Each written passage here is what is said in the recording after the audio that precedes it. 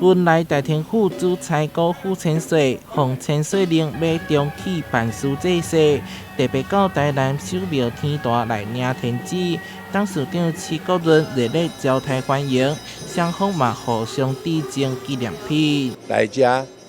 领旨，来和守庙天大结缘，非常的感谢，祝福咱这回的一切拢顺利。圆满，当然是要尊敬我们这里就是台湾最大的这个天坛守庙，这也是经奉我们恩主的这个令，要过来台湾，就是天坛这里要来领旨，以最正统的科仪，我们最诚心的心要来领旨。台湾有着上正统的道教科仪，文莱大天府讲，第3当前神明就已经交代爱食亡灵。下来台南嘛是神明指示，除了参拜玉皇上帝之外，嘛到东雅殿领地令。文莱是一个回教的国家哦，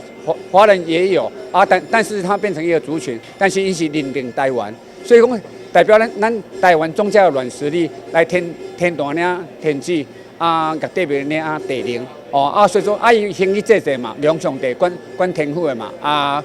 当下地管地府的。文莱大天府正式领牌指示，将透过关手桥办事制式，替信众解解。不可思议的是，大约有40档历史的西罗殿讲铁尊王老王陵，竟然只是爱甲文莱大天府回顾，必有掌声。台南新闻社会采访报道。